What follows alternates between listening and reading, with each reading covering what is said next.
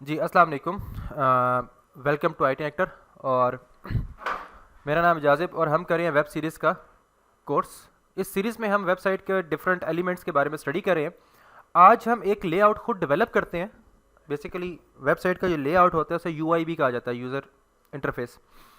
और UI एक का सेक्शन, एक कुछ सेक्शंस हम खुद उसको डिज़ाइन करते हैं और उन सेक्शंस को इम्प्लीमेंट करने की हम साथ ही कोशिश करते हैं और देखते हैं कि हम उन मुख्तलिफ सेक्शंस में, हमारे पास ऐसे बहुत सारे कंपोनेंट्स होते हैं जो अक्रॉस द पेजेस, एक वेबसाइट है जिसमें 5, 10, 15, 20 कोई भी नंबर ऑफ पेजेस हो सकते हैं। अब उस पेजेस के ऊपर बहुत सारे सेक्शंस ऐसे होते हैं सम टाइम, या बहुत सारे ना भी सी तो एक दो तो ऐसे सम टाइम हो जाते हैं कि बल्कि बहुत दफ़ा होते हैं कि जो रिपीट हो रहे होते हैं। एक किस्म का सेक्शन, बस कंटेंट अंदर चेंज होगा लेकिन सेक्शन की जो ओवरऑल जो बिहेवियर, लुक होगा, फील होगा, वो बिल्कुल सेम टू सेम ही होगा। हम इस किस्म की चीज़ों को अचीव करने के लिए आज थोड़ा सा जेनेरिक कोडिंग की तरफ चलेंगे और हम देखेंगे कि इस किस्म का काम किस तरह से कर सकते हैं। हेल्प के लिए मैं MS वर्ड में आ रहा हूँ। MS वर्ड बेसिकली मैं UI डिज़ाइन करने के बता रहा हूँ आपको। मतलब हम कोई किसी में भी कर सकते हैं, इलस्ट्रेटर, फोटोशॉप, फिग्मा, कोई भी बहुत सारे मेरे पास टूल्स हैं जिसमें हम ये UI डिज़ाइन कर सकते हैं। मैं फ़िलहाल जस्ट आपको डमी सा एक इंट्रोडक्शन देने के लिए यहाँ पे आया हूँ इस पर। अच्छा, मैं सबसे पहले एक आपको insert shape this one, okay. बल्कि फर्स्ट ऑफ ऑल तो हम लेते हैं यहाँ पे टेक्स्ट बॉक्स, और सबसे पहले आपके पास जो हेडिंग होगी, सेक्शन की जो हेडिंग होगी, सबसे पहले तो वो लिखी भी आएगी।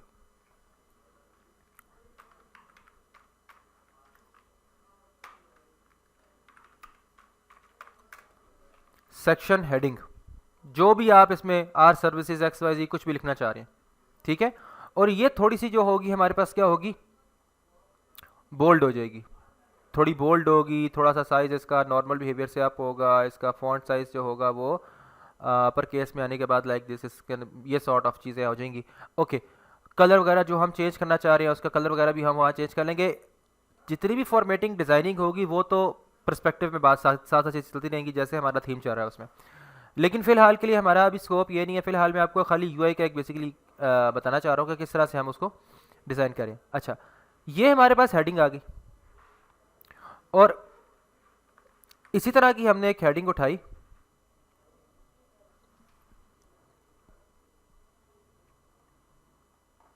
अब की बार मैंने इसमें आया होम में और इसको मैं बिल्कुल जो है नीट एंड क्लीन कर देता हूँ जिस तरह से पहले था, उसको उठा के यहाँ पे लाइक दिस ये। और अब की बार मैं इसको थोड़ा सा साइज डाउन कर रहा हूँ, यानी कि जो हमारी हर सेक्शन के टॉप पे हेडिंग हुआ करेगी वो इस तरह हुआ करेगी। Getting my point? अच्छा, थोड़ा सा इसको और डिजाइन भी करते, स्टाइल अप करते थोड़ा सा और, ठीक है। स्टाइल अप में क्या कर सकते हैं, हम इंसर्ट लेते हैं। फिलहाल बहुत सारी चीज़ें हो सकती हैं उसके लिए, लेकिन हम फिलहाल के लिए थोड़ा सा इसको लाइक दिस, ये हमने ड्रॉ कर दिया इसको, और ड्रॉ करने के बाद हमने इसको यहाँ पर रख दिया। और ये लाइक हर सेक्शन की जो मेन हमारे पास जो सेक्शन का जो हेडिंग होगी वो इस तरह की होगी। Getting my point? मैं इससे और इन सब एलिमेंट्स को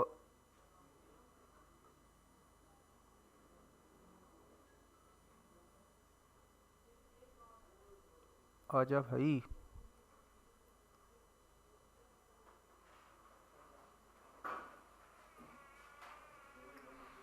हाँ जी, मैं इसे फिलहाल यहाँ पे, यार व्हाट द हैक सीरियसली।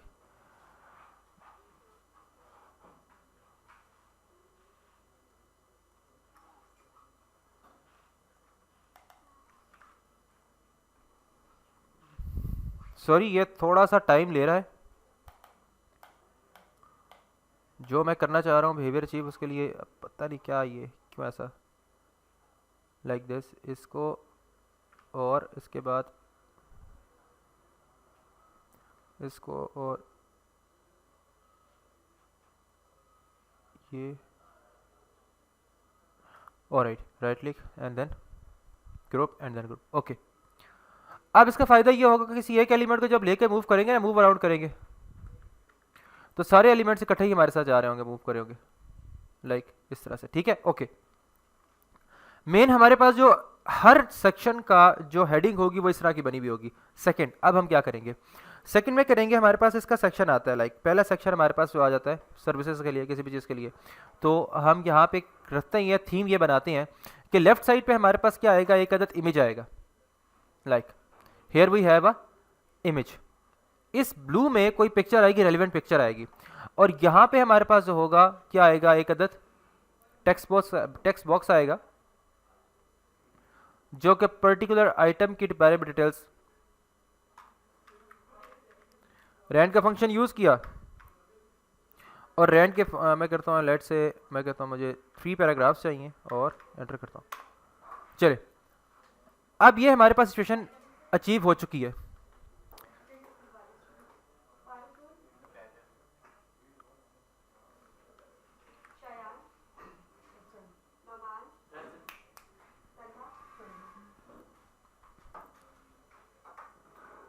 और यहाँ पे हमने किया इसको नेक्स्ट सेक्शन के लिए।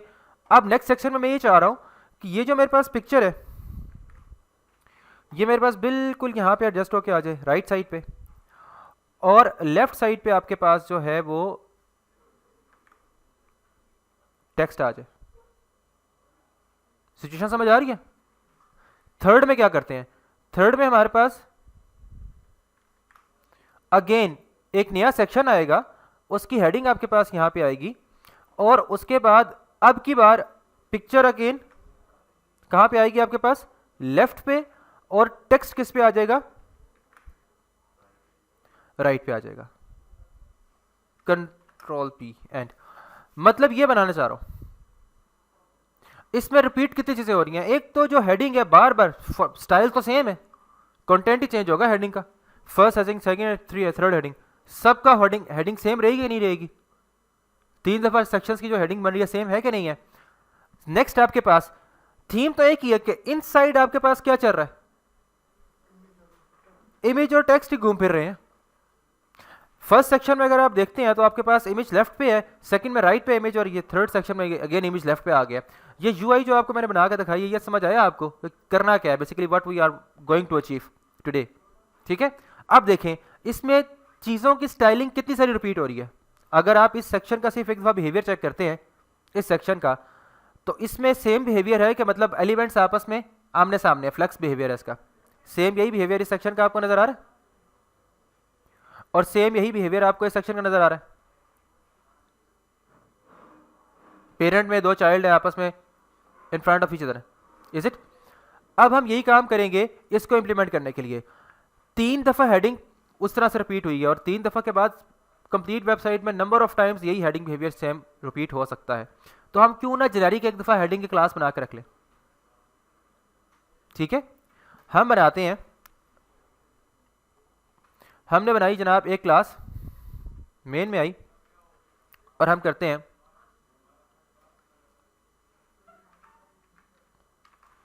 Section heading.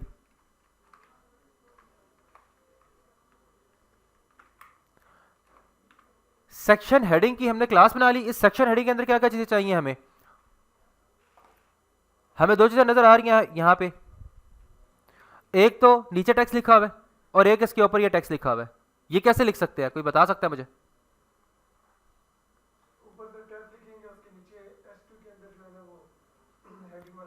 शाबाश, लाइक एक टैग यहां पे देंगे, एक टैग H2 का होगा इस हेडिंग के अंदर, यही कहना चाह रहे हैं। बट ऐसा नहीं करेंगे, आप जो कहना चाह रहे हैं, लाइक मैं कहता हूं हम P का टैग एक रख लेते हैं, ठीक है, लॉरम ऑफ 1, एक ही अल्फाबेट आया जनाब हमारे पास, और एक हम रख लेते हैं H2 का टैग रखते हैं, लॉरम ऑफ 3। मगर ऐसा हम करेंगे नहीं, ऐसा करेंगे नहीं, ऐसा करेंगे तो हमें क्या नुकसान होगा, क्या फायदा होगा। कर सकते हैं, काम करेगा, अभी यूआई पे आपको डेवलप होकर चीज दिखाएगा, करेगा, बट ये काम ज्यादा सुटेबल नहीं है, ये काम अच्छा नहीं है, उस तरह से प्रोसेस अच्छी नहीं है, ठीक है। ये बात याद रखें। इस किस्म की चीज़ों के लिए मैं आपको एक और चीज़ आज खास स्पेसिफिक टैग बताऊंगा, वो आपने इस्तेमाल करना है जब भी आपके पास। अब सिचुएशन देखें, ज़रा गौर से समझे इस चीज़ को, और इस चीज़ को आपने अपने माइंड में बैठा लेना, जब भी दोबारा ऐसी सिचुएशन है तो आपने इस किस्म की चीज़ों को करना होगा। आपने स्ट्रेट अवे जब भी किसी मेन सेक्शन में एक टेक्स्ट ज्यादा बड़ा लिखा हुआ है और दूसरा टेक्स्ट जो है वो क्या है, छोटा है, तो इसके लिए HTML हमें एक टैग देता है स्मॉल का टैग। क्या टैग देता है? स्मॉल का। HTML में हमारे स्मॉल का टैग है कि भाई अगर आपके पास एक ही टेक्स्ट सेक्शन में एक चीज ज्यादा हाइटेड है दूसरी लेस हाइटेड है तो आप स्मॉल का टैग में रख लें। एक का फॉन्ट साइज ज्यादा होगा उसी के प्रोपोर्शनली उसका फॉन्ट साइज हम रिड्यूस कर देंगे यहाँ पे। तो हम यहाँ पे क्या करेंगे, इसी H2 के अंदर इसको हम छोड़ देंगे। इसी H2 के अंदर सबसे पहले हम एक टैग इस्तेमाल करेंगे स्मॉल। H2 बेसिकली एक ब्लॉक लेवल एलिमेंट है, स्मॉल इनलाइन एलिमेंट है, तो हम ब्लॉक के अंदर तो इनलाइन इस्तेमाल कर लेते होते हैं, कोई मसला नहीं है। मसला कब आता है, मतलब जब नहीं करना चाहिए। मसला तो खैर तब भी इतना नहीं आएगा, आपका ब्राउजर उसको रेंडर कर देगा, लेकिन वैसे ये जेनेरिकली एक चीज़ गलत है, प्रिंसिपल्स पे नहीं आती कि आप किसी इनलाइन एलिमेंट के अंदर ब्लॉक लेवल एलिमेंट इस्तेमाल करें। बहुत ही एक्सट्रीम केसेस में कोई चीज़ मसला मसाइल हो चीज़ें हो तो तब हम देखते हैं उसे, जब कोई और चारा ना हो। बसूरत दीगर हम ये कभी भी काम नहीं करते। लाइक मैंने कल आपको कहा था कि आपने इमेजेस को आपने क्लिकेबल बनाना है। इमेजेस कभी भी क्लिकेबल नहीं बनते जब तक उसे एंकर में ही रखेंगे। एंकर क्लिकेबल बनता है, एंकर का बिहेवियर होता है बेसिकली किसी दूसरी पेज पे शिफ्ट करवाना, तो वो एंकर अब बेसिकली इन लाइन है, इज इट? तो वहां पे हमारे पास जो इश्यूज हैं वो कुछ और है, यहां पे हम कर सकते हैं तो इस तरह से करेंगे। स्मॉल का टैग इस्तेमाल करेंगे तो स्मॉल का टैग के अंदर हम लिखेंगे जो भी इंफॉर्मेशन हम देना चाह रहे हैं यहाँ पे, लाइक दिस। अब देखें इसका फायदा क्या हुआ। H2 के अंदर मेन हेडिंग के अंदर मैंने कौन सा टैग इस्तेमाल किया? स्मॉल का। अब आप देखें यहां पे आए और ब्राउजर पे रिफ्रेश करते हैं, अभी ये टेक्स्ट जो लिखा हुआ है इससे क्या लिखा हुआ है, थोड़ा सा छोटा है। अब मैं इसके साइज को मजीद कंट्रोल कर सकता हूं प्रोपोर्शनली। किस तरह से? Here is the beauty. आप स्ट्रेट अवे आएंगे, डॉट कंट्रोल V। अब आप कहेंगे हेडिंग सेक्शन के अंदर जो आपके पास H2 लिखा हुआ है उसका फॉन्ट साइज कर दो आप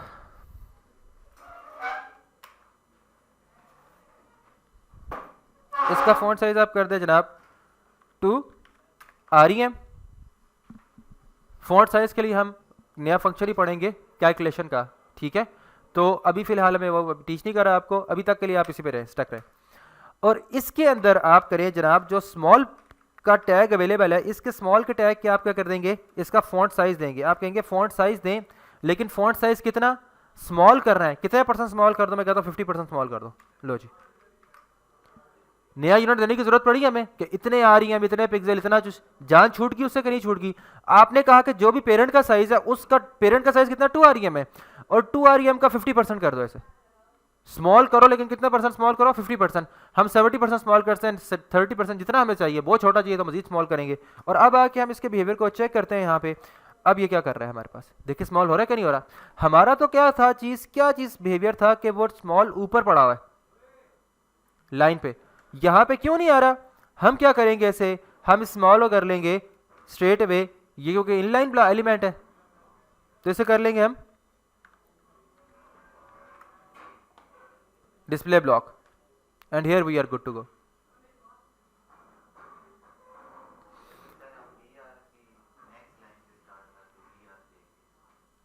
तुक नहीं बनती ना, फायदा नहीं है। एलिमेंट्स मजीद आप कह रहे हैं BR से, हम यहाँ पे एक और BR का टैग दें, फिर BR के बाद वो काम करें, फिर BR के बाद जो पहले वाला एलिमेंट होगा उसका साइज कैसे कंट्रोल करेंगे? कर लेता हूँ मैं, चले मैं करता हूँ, आपकी वाली बात मान लेते हैं। H2 लिखा, टैग किया, और मैंने अब इसके अंदर लिखा जनाब लॉरम ऑफ 7। अच्छा, इसके बाद मैं यहाँ पे BR इस्तेमाल कर लिया मैंने, लाइन तो ब्रेक हो जाएगी। अब क्या होगा, यहाँ पे लाइन तो ब्रेक होगी, लेकिन पहले वाले टेक्स्ट को किस तरह फॉन्ट को उसको साइज को चेंज करेंगे? हमारे पास ऐसा कोई यहाँ पे मैकेनिज्म नहीं है कि H2 का ये वाला सेक्शन है इसको मैं साइज कैसे कंट्रोल कर सकता हूँ, कुछ ऐसा है नहीं ना हमारे पास। लेकिन यहाँ पे तो स्मॉल का टैग बाकायदा अवेलेबल है। हमने H2 में जाके स्मॉल की स्टाइलिंग की तो उसने पिक कर लिया, ऑलराइट, कि बेसिकली हम चीज़ को किसको कंट्रोल करना चाह रहे हैं। यही नहीं कि हम इसका कलर वगैरह भी चेंज करना चाहें, हम बासानी कलर भी चेंज कर देंगे। लाइक हम करेंगे स्मॉल का कलर आप कर दें लाइक आप रेड ग्रीन ऑरेंज कुछ भी कर लें। कॉल टू एक्शन के लिए हम रेड या उस तरह कोई शेड रख लेते होते हैं समटाइम, ये ले हो गया, ठीक है। और ये चीज़ें आ गई आपके पास। अच्छा नेक्स्ट अब आपके पास क्या था, आपको क्या चाहिए था, इन सब का जो है ना अलाइनमेंट वो सब कैपिटलाइज लिखे हुए होने चाहिए। तो उसके लिए मैं क्या करूंगा, टेक्स्ट ट्रांसफॉर्म अपर केस, वही चीजें बार बार इस्तेमाल होकर आ रही है कि नहीं आ रही, जो शुरू में आपने सीखी में। तो वेब इसलिए आसान है क्योंकि चीजें एक दफा आप समझ लेते हो तो बार बार वही चीजें डुप्लीकेट होकर आ रही होती हैं। तो आप एक दफा फ्लो के साथ चलेंगे तो चीजों को नेक्स्ट टाइम आपको खुद प्रेडिक्ट होगा कि आप किस फ्लो के साथ जा रहे हैं। And here we are good to go. हम H2 का कलर इसका भी चेंज कर सकते हैं, बाकी चीजों का भी कर सकते हैं, सारा कुछ हो सकता है। लास्ट में क्या बचा, लास्ट में ये बचा ये स्टाइलिंग पर्पसेस के लिए। तो कल मैंने क्या कहा था, स्टाइलिंग पर्पसेस के लिए क्या इस्तेमाल करेंगे आप, हाँ जी सूडो एलिमेंट इस्तेमाल करेंगे, या तो बिफोर या फिर आफ्टर। अब यहां पे बिफोर में हम ये काम कर लेते हैं, यहां पे आए किसका बिफोर डिजाइन करेंगे, H2 का कर लेंगे। हम यहां पे आते हैं लास्ट में, और पहले सबसे पहले आपने एम्परसेंट साइन देन कॉलन, फिर आप कर लें बिफोर। अभी तक तो मैं कह रहा हूं बिफोर और आफ्टर कोई भी इस्तेमाल कर लें, बाद में बिफोर या आफ्टर इस्तेमाल कोई भी करे, लेकिन मैंने अभी तक आपको इन बिटवीन द लाइंस ये नहीं बताया कि अंदरूनी खाना बिफोर कहते हैं किसे, आफ्टर कहते हैं किसे, मतलब मैंने सिर्फ सूडो एलिमेंट बताया अभी तक, क्योंकि आप अभी इस लेवल पे नहीं आ रहे हमारा। अभी तक जब वो स्कोप आएगा, टॉपिक्स आएगा, तो बताऊंगा बिफोर को बिफोर क्यों कहा जाता है, आफ्टर को आफ्टर क्यों कहा जाता है, इज इट। तो अभी तक तो मैं कह रहा हूँ बिफोर या आफ्टर कुछ भी इस्तेमाल करें, सूडो क्लासेस हैं, यू कैन, बट वाई का आंसर अभी नहीं, थोड़ा सा आगे चल के हम उस चीज को एक्सप्लोर भी करेंगे और आपको बाकायदा उसे इंशाल्लाह समझ भी आएगी कि क्या हो रहा है। अब जिसका भी फोर लिखना होता है उसका पोजीशन क्या होनी चाहिए, उसकी पोजीशन जिसका बिफोर लिखना है उस पेरेंट एलिमेंट की पोजीशन रिलेटिव होनी चाहिए। गुड, तो हम यहां पे आकर स्ट्रेट अवे इस H2 क्लास दे देंगे पोजीशन रिलेटिव के लिए, जो हमने बना करके रखी हुई है कस्टम क्लास पोजीशन रिलेटिव की। इस पॉइंट तक कोई इशू है, ठीक है ना। इसके बाद हम यहाँ पे क्या करेंगे, हम यहाँ पे करेंगे सबसे पहले कंटेंट की प्रॉपर्टी। जब भी आपने सूडो एलिमेंट को डिजाइन करना है बिफोर या आफ्टर को, तो कंटेंट की प्रॉपर्टी को आप रख लें याद, और इसमें एम्प्टी कंटेंट, कोई कंटेंट नहीं देना। फिर इसको करेंगे आप पोजीशन ऑफ एब्सोल्यूट। अब जब पोजीशन ऑफ एब्सोल्यूट होगी तो कंटेंट के फ्लो से आउट हो जाएगा, आउट होगा तो विड्थ और हाइट कंट्रोल करनी पड़ेगी हमें। हम करते हैं इसकी विड्थ 100%, हाइट 100%, सॉरी ही विड्थ और हाइट हमने 100% नहीं करनी, माय बैड। हाइट हम इसकी पर्टिकुलर हाइट देंगे, लाइक हाइट हम कर देते हैं 100% जितना उसका पेरेंट एलिमेंट उतनी है, लेकिन विड्थ उसकी कंट्रोल करेंगे। विड्थ हम कहेंगे जनाब 1 REM कर लेते हैं स्मार्ट सा। और अब इसको देखने के लिए बैकग्राउंड कलर इज ऑफ, ये यू कैन से दैट हम कर लेते हैं रेड कर लेते हैं, या ऑरेंज कर लेते हैं। ऑरेंज हमारे पास हो गया, क्रिम्सन कर लेते हैं, ये ना जी। और अब पोजीशन बनानी है, इसकी पोजीशन करनी कहाँ पे है, तो टॉप से 0 और लेफ्ट एक्सट्रीम लेफ्ट से भी 0, और हर टाइम पे ये एलिमेंट्स के आगे ही दाएं बहना जाए तो जी इंडेक्स भी, ठीक है, फॉर सेफ साइड हम कर देते हैं जी इंडेक्स 1 रखो, यानी कभी भी ये अपने पेरेंट एलिमेंट के बैक पे ना चला जाए। जी इंडेक्स करके 1 रखेगा तो हमेशा पेरेंट एलिमेंट H2 के सामने ही रहेगा, हमें नजर आता रहेगा, ठीक है। ऐसा ना हो हम H2 को बैकग्राउंड का कलर वगैरह दे तो वो चीज़ मिट जाए। अब ये सारा कुछ अभी आपको नजर आएगा तो सही, कहाँ पे नजर आएगा, F5 से रिफ्रेश करते हैं, लेकिन बिल्कुल यहाँ पे।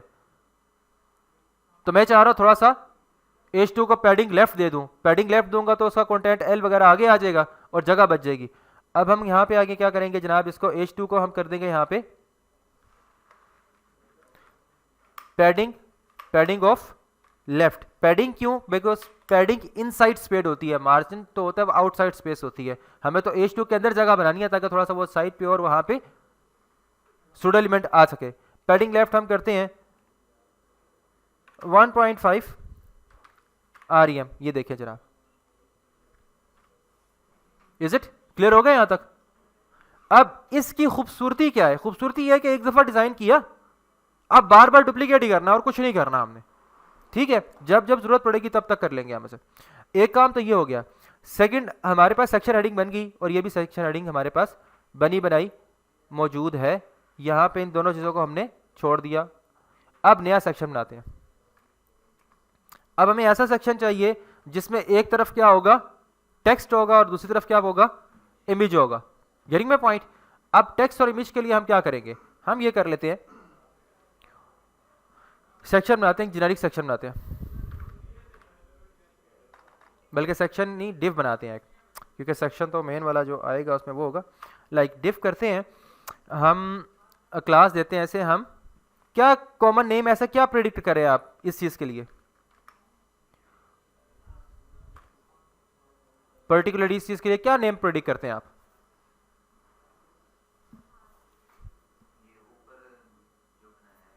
क्या हो मतलब कि देखते सार आपको मतलब थोड़ा सा अपनी अंडरस्टैंडिंग के लिए समझ आया यार कि मतलब ये लेफ्ट राइट वाले, यानी कि सेक्शन में दो चीजें होंगी, एक लेफ्ट पे पड़ा होगा, एक राइट पे पड़ा होगा, एक्स वाई जी इस तरह का।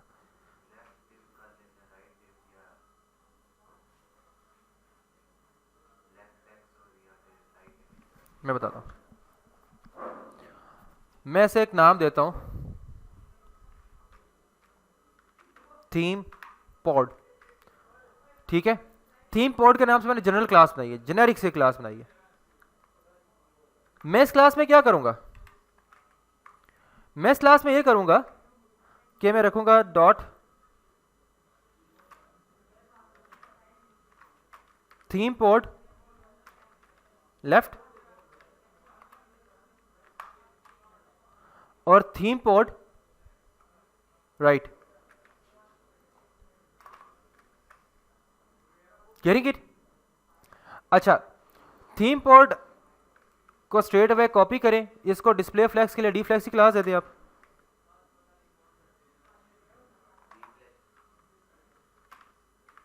हमने अगर वहां पे नहीं बनाई हुई क्लास तो हम इसको ओके डी फ्लैग्स की क्लास दी हुई हमने यहाँ पे। डी फ्लैग्स क्यों दी? ताकि इसके चाइल्ड आमने सामने आ जा करें, इज इट? अच्छा, इसके बाद अब आप क्या करोगे, इसके बाद आप ये करोगे कि इसके अंदर कॉपी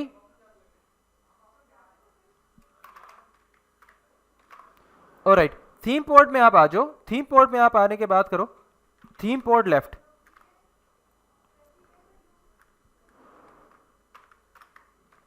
थीम पॉड लेफ्ट की विड्थ कितनी होनी चाहिए? 50%। ओहो,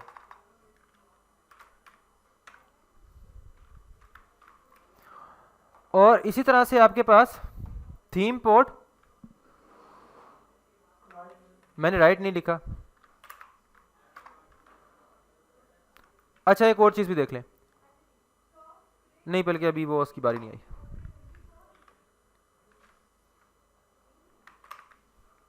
कॉपी पेस्ट,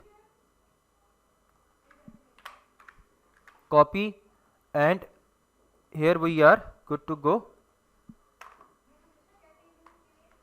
लाइंस ड्रॉप किया करें बेटा, ये आपको ईज करेगा आपकी कोडिंग को पढ़ने में, चीजें करने में, इज इट? कॉपी पेस्ट, ठीक है। अब विड्थ 50%, दो दफा कई की प्रॉपर्टी दी है दो क्लासेस को, बेतु का काम नहीं लग रहा। विड्थ 50% नहीं करनी है, लेते तो ट्राई करके नहीं, क्या जरूरत है यार? आप यहां पे जेनेरिक क्लास क्यों नहीं बना लेते? Width 50, is it? आप करें इसको विड्थ ऑफ 50%, ये ले, हो गया। तो इतना सारा काम करने के लिए जरूरत पड़ेगी आपको? इतना सारी आपकी एफर्ट, यही टाइम किसी और मेन चीज में यूटिलाइज कर सकते हैं। और यहां पे आप आ जाते हैं, यहां पे आने के बाद एक यहां पे भी आप क्लास देते हैं और एक यहां भी देते हैं, कंट्रोल V से पेस्ट, सिंपल इज दैट। दोनों की विड्थ 50% होगी कि नहीं होगी यहाँ पे, ठीक है। और मुस्तकबिल में भी किसी भी एलिमेंट में जहां विड्थ 50% हो, स्ट्रेट अवे क्लास आप देके उसको कंट्रोल कर सकते हैं। Getting my point? अच्छा, विड्थ 50-50 हो गई। अब नेक्स्ट में क्या करना है जनाब, हमें यहाँ पे एक अदद इमेज का टैग इस्तेमाल करते हैं और इमेज में जाते हैं, हम सोर्स में आते हैं, हमारे पास इमेज के फोल्डर में ये इमेज पड़ा हुआ है, ठीक है। Getting my point? अच्छा, अब मैं जेनेरिक इस्तेमाल करता हूं मजीद कि यार चाहे लेफ्ट वाली के अंदर इमेज हो, चाहे राइट वाली के इमेज हो, जितने मर्जी के अंदर इमेज हो, उसकी विड्थ क्या होनी चाहिए? 100%। अगर मैं यहाँ पे थीम पॉड को कॉपी करके, इसके बाद ये थीम पॉड हमारे पास कहाँ पड़ा हुआ है जनाब? नहीं है, तो हम इसको, लेकिन कमेंट किया फायदा नहीं है उसका। थीम पॉड के अंदर हम कहते हैं जनाब जितने भी इमेजेस आ रहे हैं उन सब इमेजेस की क्या होनी चाहिए? विड्थ होनी चाहिए 100%। 100%, विड्थ होनी चाहिए 100%। अगेन फिर इसके अब खाली ये वाला इमेज 100% हुआ है, इसके अलावा कहीं और इमेज हुआ तो वो 100% नहीं होगा। तो यानी कि जो ये काम किया ये भी हमने गलती की है, क्योंकि बार बार जाकर इंडिविजुअल एलिमेंट्स को हमें टारगेट करना पड़ेगा, नहीं करना पड़ेगा? तो हम उसके लिए कई गुना बेहतर नहीं है कि हम यहां पे भी एक विड्थ 100 कर दें और इसको कर दें विड्थ 100%। ज्यादा सुटेबल चीज नहीं है? और इसी क्लास को हम कॉपी करने के बाद यहां पे आ जाएं और इमेज में आने के बाद कंट्रोल वी से पेस्ट कर दें, ज्यादा सुटेबल है। अब जिस जगह पे भी आपको इमेज की किसी भी चीज की एलिमेंट की विड्थ 100% चाहिए होगी, आप सिर्फ ये क्लास देंगे, वर्ड इमेज है कोई भी चीज है, वो अपने पेरेंट के 100% पे बासानी आ जाएगा। इस पॉइंट तक किसी को कोई इशू है तो मुझे बता सकता है। लेफ्ट साइड में मुझे टेक्स्ट चाहिए फिलहाल के लिए, तो मैंने उसको टेक्स्ट को इजीली लिख लिया, लाइक पहले H2 और आप इसको कर लें यहाँ पे लॉरम ऑफ 20 तो बहुत ज़्यादा हो जाएंगे, lorem of 5 and tab, and इसके बाद आप यहाँ पे कर लो P, इसमें आप करो lorem of you can say that 50 कर लेते हैं चले, और Alt Z से ये फिट टू स्क्रीन हो जाएगा साथ। अभी तक देखें मैंने जो चीज़ें बनाई हैं, हम उसको ज़रा देखते हैं डेवलप क्या क्या हुई हैं। Getting my point? Left side पे इमेज पड़ा हुआ है और राइट साइड पे ये, अब ये आमने सामने क्यों नहीं आ रहा, देखना पड़ेगा। डीफ्लेक्स की क्लास लगता है हमने यहाँ पे कि स्टाइलिंग में उसको डिफाइन नहीं किया हुआ, डीफ्लेक्स है लेकिन हमने वहाँ पे हाइफन और यहाँ पे अंडरस्कोर किया हुआ है, तो हम इसको भी जाके कर देंगे। अब देखें वो परफेक्टली फाइन काम करेगी, ठीक है। अच्छा जी, अब ये तो हो रहा है, मगर साथ और क्या हो रहा है कि ये चीज अच्छी नहीं लग रही। अगर ये सेंटर में आती तो ज्यादा बेहतर होती, क्या ना होती? तो बेसिकली देखिए, दोबारा बता रहा हूं आपको, ये मेरे पास कंटेंट है, इस कंटेंट के लिए मैं क्या चाह रहा हूं कि लेफ्ट साइड पे जो मेरे पास इमेज है और राइट साइड पे मेरे पास जो टेक्स्ट है, टेक्स्ट का एरिया हाइट इतनी है, तो टेक्स्ट बिल्कुल यहां पे मिड में आता, टॉप और बॉटम की जगह खाली रहती। तो मैं क्या करूंगा, तो मैं ये करूंगा कि जहां मैंने डिस्प्ले फ्लेक्स दिया उसको मैं क्या कर दूंगा, justify content centre align item centre कर दूंगा, तो प्योरली वो अपने सेंटर में आएगा नहीं आएगा? ठीक है, तो मैं यहां पे कर देता हूं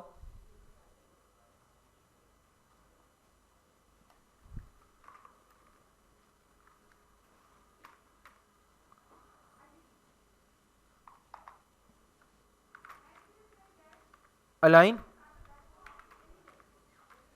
सेंटर की क्लास नहीं, वैसे मैंने कहा align items center, is it copy and paste. Display flex से दिया था, स्ट्रेट अवे से को आप कंट्रोल वी से पेस्ट, अलाइन आइटम सेंटर देंगे तो चीजें परफेक्टली सेंटर में आ जाएंगी। अब गैप नहीं है मिड में, गैप लाने के लिए क्या कर सकते हैं बेटा, सॉरी पैडिंग किसे देंगे,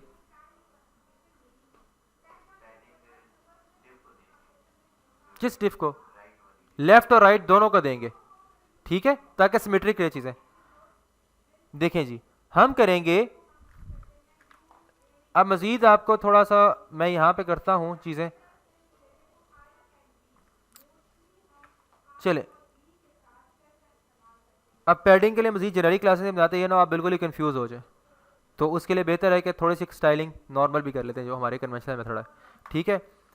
पैडिंग कर लेते हैं हम, पैडिंग करते हैं 1 REM की, यार हर तरफ से 1 REM कर दो पैडिंग, और इसकी भी आप पैडिंग कर दें, हो सकता है इससे एक इशू क्रिएट हो और वो भी आपकी लर्निंग हो जाएगी साथ ही, अगर ये इशू क्रिएट कर लेता है तो।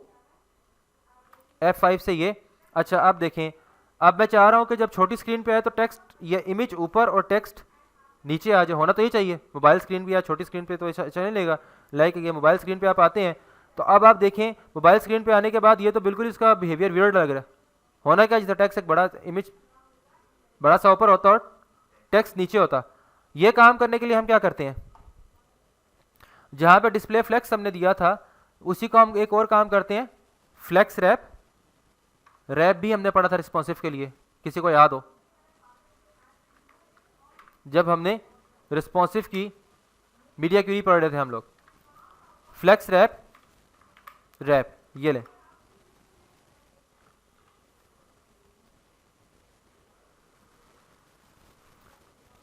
और ये नॉर्मली बड़ी स्क्रीन में भी फ्लेक्स रैप रैप होके आ रहा है। ऐसा क्यों हो रहा है? याद रखें बेटा, बेसिकली उसने क्या किया, हो क्या रहा है अंदरूनी खाना, हो क्या रहा है, बेसिकली हमारे पास कंटेंट लेफ्ट राइट पे नहीं आ रहा है। हालांकि हमने डिस्प्ले फ्लेक्स किया हुआ है, फ्लेक्स करने के बाद से एक लेफ्ट और एक राइट पे आमने सामने चीजें आनी चाहिए, मगर फिर भी नहीं आ रही। क्यों नहीं आ रही? क्योंकि इशू ये हुआ है कि जब हमने लेफ्ट वाले कंटेंट को विड्थ 50% और राइट वाले को विड्थ 50% की, तो उसने विड्थ को 50% किया, लेकिन जैसे ही हमने पैडिंग दी तो उसने पैडिंग 1 REM लेफ्ट से और 1 REM राइट से, तो उसको भी क्या कर लिया, अब वो क्या समझ रहे हैं कि 50% of width plus 1 REM left से और 1 REM राइट से, यानी कि अब जो उसकी हाइट बनी है वो हाइट क्या बनी है, अब सिचुएशन ये है उसकी हाइट अब ये बनाएगा वो, देखें अब लेफ्ट वाले की जो बता रहा हूं, हमने क्या किया, एक अदद हमने रखी 1 REM लेफ्ट से padding, then 50% of width, then 1 REM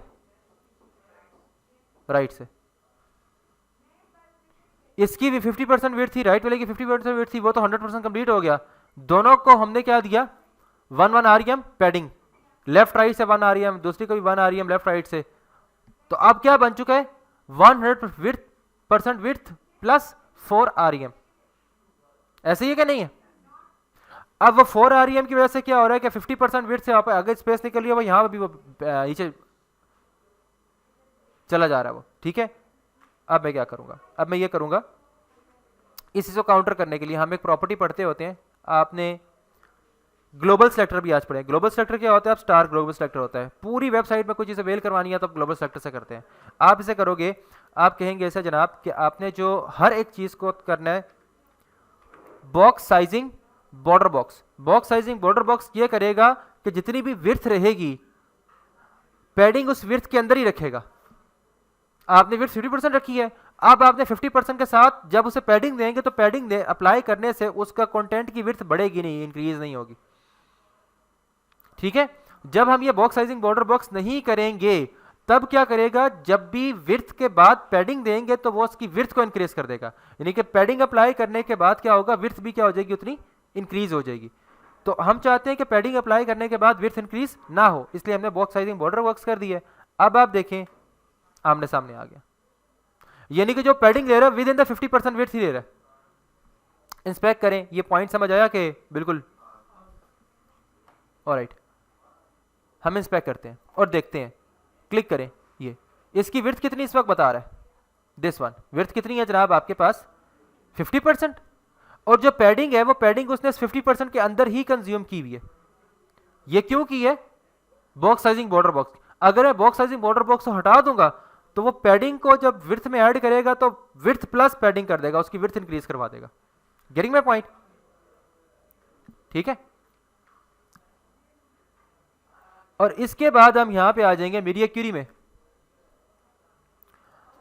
हम आते हैं यहां पे at the rate of media, और यहां पे कर लेते हैं max width of, you can say that 992 pixel. मैंने बूटस्ट्रैप के आपको मैंने कहा था कि आप ब्रेक पॉइंट्स देख लें, आपको आइडिया हो जाएगा लास्ट टाइम रिस्पॉन्सिव स्क्रीन्स के लिए, याद है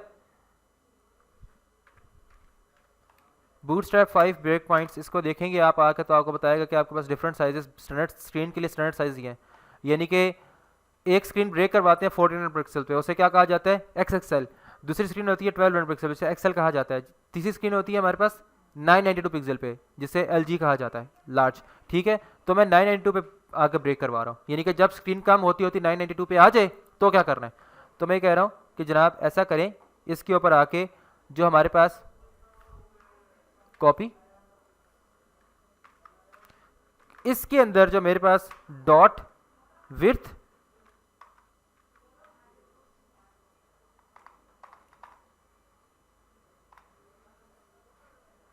हमने क्या क्लास दी थी इसको, लेफ्ट को, हाँ जी, कॉपी, यानी कि वो वाला विड्थ 50%, अब क्या हो जाए, उसकी विड्थ कितनी हो जाए, 100% हो जाए। समझ आया? जैसे ही टारगेट होगा 992 पिक्सल तो बस थीम पॉड में जाएगा, थीम पॉड में आने के बाद क्या करेगा, जितनी क्लासेस जो विड्थ 50% वाली थी उसको 100% कन्वर्ट करेगा। अब आप देखें आपका जो कंपोनेंट है बिल्कुल रिस्पॉन्सिव हो चुका हुआ है। इंस्पेक्ट करें और अब आप इसको रिस्पॉन्सिव पे चेक कर लेते हैं, लाइक दिस। देखें 974 है, 992 पे जाकर बिहेवियर चेक कीजिएगा, नहीं कर रहा। ऑलराइट, देखते हैं क्यों नहीं कर रहा। लाइक दिस, अभी तक इसकी विड्थ कितनी है जनाब, विड्थ इसकी है जनाब 50%, और उसने जाके अभी तक विड्थ इसको नहीं किया। सेव किया था हमने,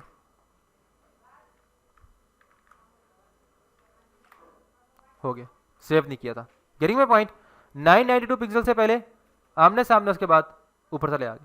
गेटिंग इट? अब एक सेक्शन बन गया साफ सुथरा सा। अब देखें काम कितना आसान हो गया। नेक्स्ट सेक्शन के लिए आप क्या करेंगे, सब कुछ हो सकता है, सब कुछ हो सकता है, कोई मसला नहीं। किसके दरमियान?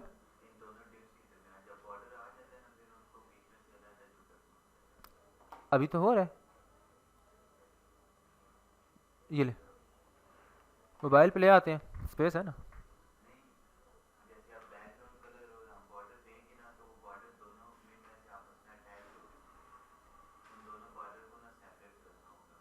हाँ बॉर्डर तो बेटा आएगा ना, बॉर्डर तो डिफ का बॉर्डर तो लास्ट में आता है, डिफ के बिल्कुल बाहर आता है, और हर डिफ दूसरी डिफ से अटैच हुई भी होती है, तो बॉर्डर तो अटैच होगा सर।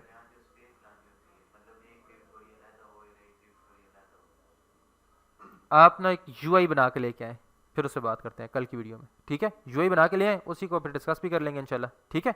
अभी इसे थीम में चलने दें। अच्छा, इसके बाद आप क्या करेंगे, स्ट्रेट अवे यहाँ पे आने के बाद अब आपने इस सारी चीज़ को पहले तो रखा है एक सेक्शन बनाने। पहला सेक्शन आया जनाब हमारे पास। अब देखिए अब आपके लिए काम कितना आसान हो गया। सेक्शन को आपने क्लास दी सर्विसेज,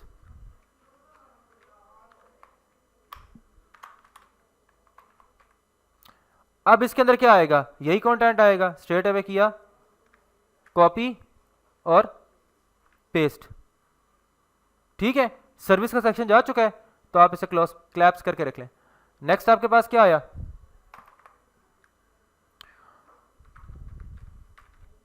सेक्शन। किसका सेक्शन आया, प्रोडक्ट्स का।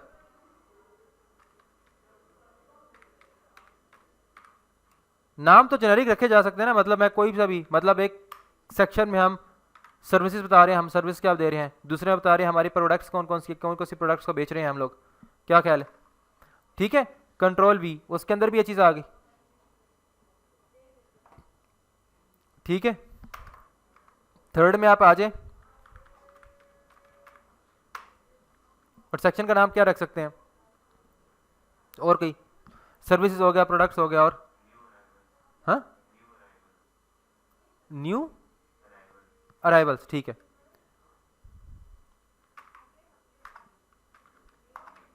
न्यू अराइवल,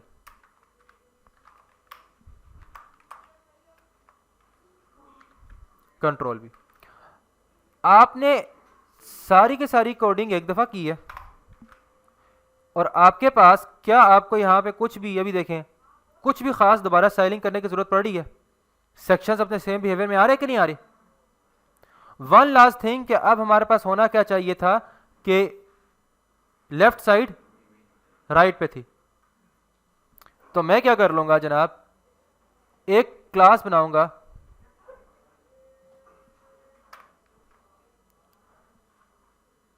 जब भी हम डिस्प्ले फ्लैग्स देते हैं चाइल्ड आमने सामने आ जाते हैं, लेकिन मैं उसको आमने सामने ला रहा हूं तो रो के फॉर्म में रख रहा हूं, कॉलम की फॉर्म में रख रहा हूं, रो की फॉर्म में ना, पहले कॉलम में से आप रो में आ गए।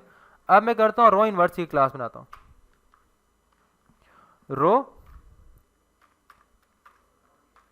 इनवर्स, और इसे कहेंगे फ्लेक्स डायरेक्शन रो इनवर्स। जिसको भी ये क्लास देंगे, कंट्रोल सी फॉर कॉपी, और स्ट्रेट अवे आ जाएं आप सेकंड वाले को, जिसको आपने डिस्प्ले फ्लेक्स दिया हुआ था, ये दिया था, इसी को आप एक और क्लास देंगे। अब आप देखें चीज मजे की है कि नहीं है?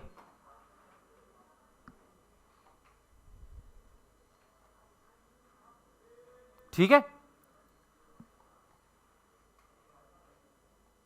लेफ्ट पे और राइट पे। मजे की चीज है कि आपके पास काम आपने एक दफा किया, स्टाइलिंग एक दफा की है, लेकिन इतनी जेनेरिक स्टाइलिंग की है कि वो बाकायदा बार बार आपको करने की जरूरत ही नहीं है। क्या ख्याल है?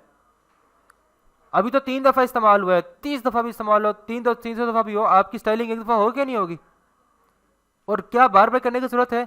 बसूरत दीगर जिस तरह हम करते हैं, हर मैं करता जनाब अली में करता कि एक आपके पास फर्स्ट सर्विसेज की स्टाइलिंग सेपरेट करते हैं हम लोग, प्रोडक्ट्स की सेपरेट करते, न्यू अराइवल्स की सेपरेट करते, 3 सेक्शन की सेपरेट करते। करना तो यही था, डिस्प्ले फ्लैक्स देते, इंदर बनाते, डिस्प्ले फ्लैक्स देते, जस्टिफाई कंटेंट, वो एक्स वाई जी बाकी सारा कुछ करते, फिर मीडिया क्यूरी में जाके सबको सेपरेटली टारगेट किया, तीनों को।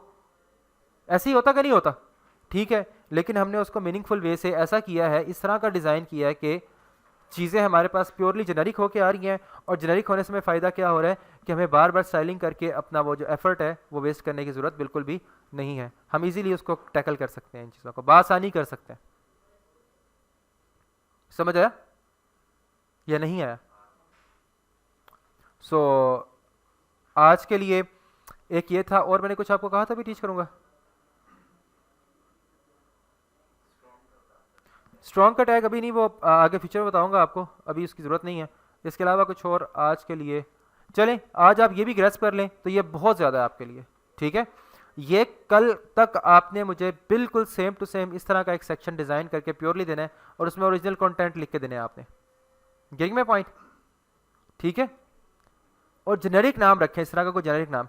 अब देखें हमारे पास ये सेक्शन का क्लास क्यों रखी है हमने, ये सेक्शन की तक हमें पता चले यार कि ये इस वक्त प्रोडक्ट्स का सेक्शन स्टार्ट होने वाला है। अंदरूनी खाना कहानी तो वही थी, ये देख कर समझ आ जाएगा अच्छा यार ये सेक्शन हेडिंग है और ये हमने इस तरह इस्तेमाल करनी है, और ये इस तरह से ये इस्तेमाल होगी। Getting my point? और इसका इस प्रोडक्ट की क्लास का फायदा क्या होगा? मैं इसको ये करता हूं, देखें इसका एक और भी काम हम कर सकते हैं, कंट्रोल सी फॉर कॉपी, और मैं यहां पे आता हूं और कहता हूं यार ऐसा करें, बेसिकली हमारे पास डॉट कंट्रोल वी। नाउ इस क्लास के अंदर अब देखें मैं चाह रहा हूं सेक्शन हेडिंग, कौन सी वाली सेक्शन हेडिंग? जो प्रोडक्ट्स के अंदर मौजूद है। इसका आप कर दें टेक्स्ट अलाइन राइट कर दें। क्या कर दें आप? ये ले सेव करें, तो आपको खाली इसका टेक्स्ट लाइन राइट होता नजर आ रहा है। मजे की चीज है कि हमें जो पेरेंट क्लास दी है, क्वेश्चन है कि भाई जब इस सेक्शन की क्लास की जरूरत ही क्या है जब हम यूज ही नहीं कर रहे हैं, सारा काम तो हम जो जेनेरिक कोडिंग है उससे कर रहे हैं, इसकी तो जरूरत ही नहीं थी हमें। तो इसकी जरूरत ये थी कि हमारे पास एक तो सेक्शन का पता होगा हमें कि किस सेक्शन के अंदर काम हो रहे हैं, सेकेंडली अगर उस सेक्शन के किसी एलिमेंट को इंडिविजुअली हमें चेंज करना है, उसका बिहेवियर पहले से चेंज करना है, तो हम यूं भी कर सकते हैं उस पेरेंट सेक्शन की क्लास से टारगेट करके। So that's all for today.